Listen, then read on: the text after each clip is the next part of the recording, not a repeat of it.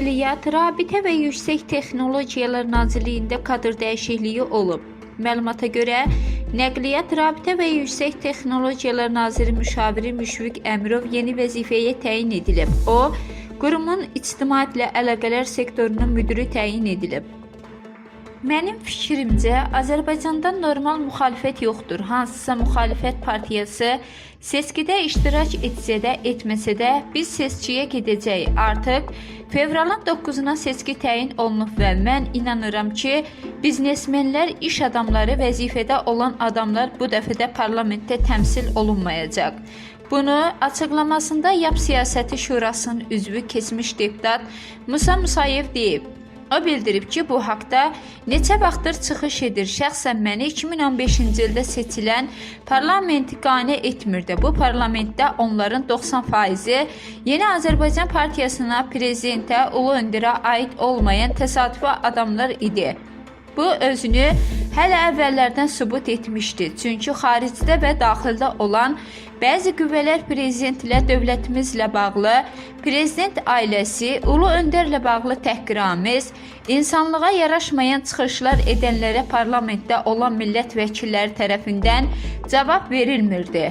Parlamentdə Yapın 70'ə yaxın deputatı var. O cümlədən iqtidar yönümlü partiyaların nümayəndələri var. Buna baxmayaraq, onlardan heç biri sinəsini qabağa verib cənab prezidenti, dövləti müdafiə etmədilər. Təbii ki, son dövrlər gedən islahatların nəticəsi olaraq da parlament yenilənəcək. Əvvəldən qeyd edirəm ki, təkcə Nazirlər Kabinetində deyil, prezident administrasiyasında da, parlamentdə də, o cümlədən Yapda mütləq islahatlara ehtiyac var. İndi bu istiqamətdə işlər gedir. Mən inanıram ki, dövlət parlamentdə şərəfli, ləyaqətli Azərbaycan vətəndaşları, xalqını, dövlətini istəyən insanlar olacaq. Musayev qeyd edir ki, artıq bu sübut olunub. Parlamentə düşən biznesmen deputatlar çox çirkin işlərlə məşğul olublar. Onlar öz şəxsi mənafələrini güdən insanlardır. Təəssüflər olsun ki, bugün parlamentdə və vəzifədə olan məmurların əksəriyyəti öz şəxsi mənafələrini dövlətin, millətin mənafeyindən qabağa çəkirlər. Bugün bizi parlamentdə təmsil edən, hətta komitə sədri olanların da bir neçəsi 2-3 ay bundan öncə parlamentin buraxılması ilə bağlı söhbətlər gəzəndə bəyan edirdilər ki, bu haqda heç bir söhbət gedə bilməz. Mən onların bu kimi mövqələrini öz fəaliyyət adlandırıram. Amma onların bu fəaliyyətinə baxmayaraq Yap Şurası prezidentə müraciət etdi ki, parlament buraxılsın. Təbii ki, 125 deputatın içərisində şərəfli, ləyaqətli, dövlətini sevənlər, öz şəxsi mənafeyini kənara qoyanlar da var. Amma təəssüflər olsun ki, bunların sayı azdır.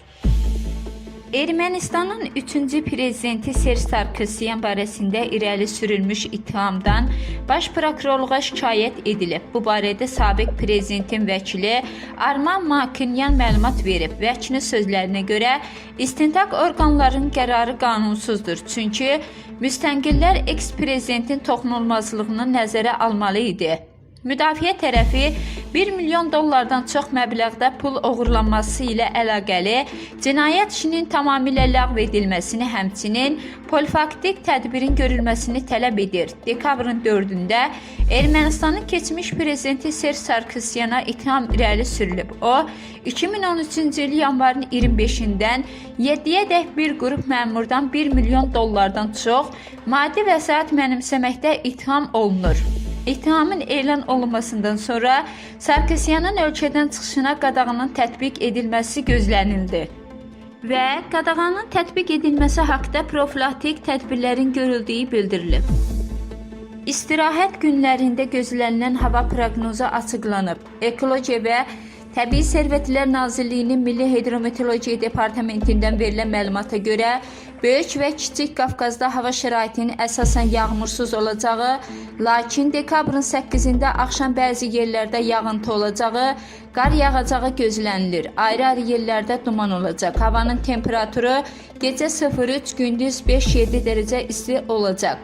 Lənkəran, Astara bölgəsində arabir yağış, dağlıq ərazilərdə qar yağacağı gözlənilir. Səhər dağlarda duman olacaq. Havanın temperaturu gecə 4-6, gündüz 8-11 dərəcə isti, dağlarda gecə 2 dərəcə şaxtadan 3 dərəcəyə dək, gündüz 4-6 dərəcə isti təşkil edəcək. Qazax, Gəncə zonasında hava əsasən yağmursuz, lakin dekabrın 8-də axşam bəzi yerlərdə yağış yağacağı gözlənilir. Səhər bəzi yerlərdə duman olacaq. Havanın temperaturu gecə 0-5, gündüz 7-12 dərəcə isti olacaq. Aran rayonlarında hava şəraitinin əsasən yağmursuz keçəcəyi gözlənilir. Lakin dekabrın 8-də axşam yağış yağacağı ehtimalı var. Səhər bəzi yerlərdə duman olacaq. Havanın temperaturu gecə 0-4, gündüz 7-12 dərəcə isti olacaq. Naxçıvan Muxtar Respublikasının hava şəraiti əsasən yağmursuz olacaq, lakin dekabrın 8-də gecə və səhər bəzi yerlərdə yağıntılı olacağı, dağlıq ərazilərdə qar yağacağı gözlənilir. Havanın temperaturu gecə 3 dərəcə şaxtadan 2 dərəcəyə isti, dağlıq ərazilərdə 5-7 dərəcə şaxta, gündüz 5-9 dərəcə isti olacaq. Paytaxtda hava şəraitinin dəyişkən buludlu olacağı, arabir tutulacağı, əsasən yağmursuz keçəcəyi gözlənilir. Lakin dekabrın 8-də axşama doğru bəzi yerlərdə yağış yağacağı ehtimalı var. Səhər zəif duman olacaq, mülayim cənub-şərq küləyi əsəcək. Havanın temperaturu gecə 3-5, gündüz 10-13 dərəcə isti olacaq. 2018-ci ilin iyulun 3-də Yunis Səfərovun xarici dövlətlərdə fəaliyyət göstərən, radikal dini dairələri təmsil edən mütəfəkkir dəstə tərkibində Gəncə şəhərində şəhər icra hakimiyyəti başçısı və polis əməkdaşına qarşı əvvəlcədən planlaşdırılmış terror aktı olmaqla Azərbaycan Respublikası konstitusiya quruluşlarının zorla dəyişdirilməsinə, şəriət qanunlarına əsaslanan idarə üsulunun təşkilinə yönələn terrorçuluq, qanunvericiliklə nəzərdə tutulmayan sabit silahlı qrupun yaradılmasına, ölkəmizin hüdudlarından kənarda silahlı birləşmələrdə təlim keçilməsi, çoxsaylı odlu silah, döyüş sursatı və partlayıcı qurğuların quldurluğu və digər qanunsuz yollarla ələ keçirilərək saxlanılması, polis əməkdaşlarının ağırlaşdırıcı hallarda qəsdən öldürülməsinə cəhd edilməsi, ayrı-ayrı vəzifəli şəxslərin dövlət xadimləri kimi xidməti fəaliyyətlərinə son qoymaq və bu fəaliyyətə görə qisas almaq məqsədi ilə terror aktlarına hazırlıq, dövlət əleyhinə açıq çağırışlar və törətdikləri ağır və xüsusilə ağır cinayət əməllərinə görə Baş Prokurorluğun ağır cinayətlərə dair işlər üzrə istintaq idarəsində başlanmış cinayət işinin istintaqı başa çatdırılıb. Baş Prokurorluğun mətbuat xidmətindən verilən məlumata görə Daxili İşlər Nazirliyi, Dövlət Təhlükəsizliyi Xidməti və Baş Prokurorluğun əməkdaşlarından ibarət birgə istintaq əməliyyat qrupu tərəfindən cinayət işi üzrə çoxsaylı istintaq hərəkatları aparılmaqla, Yunis Səfərovda daxil olmaqla mütəfəkkir dəstənin 12 üzvü barəsində istintaq yekunlaşdırılaraq dekabrın 5-də baxılması üçün Gəncə Ağır Cinayətlər Məhkəməsinə göndərilib. Cinayət tətbiqi orqanından qaçıb ölkə hüdudlarından kənarda gizlənən 11 nəfər barəsində isə beynəlxalq axtarış elan olunmaqla barələrində həbs qəti imkan tədbiri seçilib.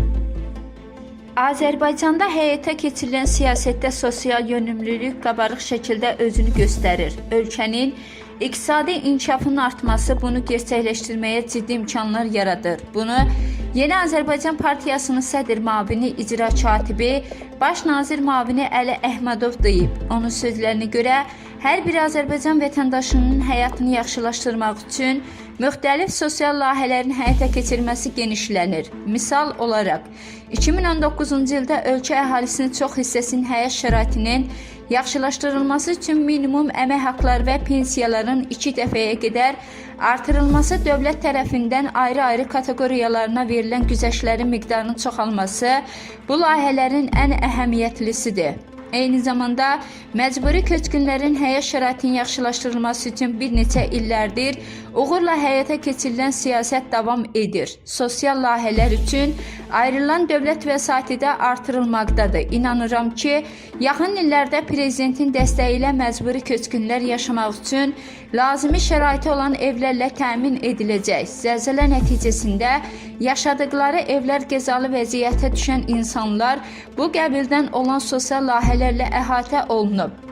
Əli Əhmədov bildirib ki, bundan sonra prezidentin həyata keçirdiyi siyasətdə sosial xarakter daşıyan layihələrin həcmi daha da genişlənəcək. Məqsəd ondan ibarətdir ki, Azərbaycanın artan və genişlənən imkanlarından hər bir vətəndaşın daha çox faydalanmasını təmin etmək mümkün olsun.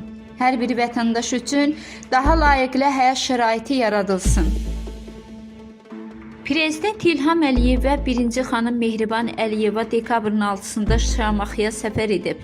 Səfər çərçivəsində rayonda keçirilən ağacəkmə aksiyasında iştirak ediblər. Prezident və 1-ci xanım vətəndaşlarla səmimi fotolar çəkdirib. Həmin fotoları təqdim edirik.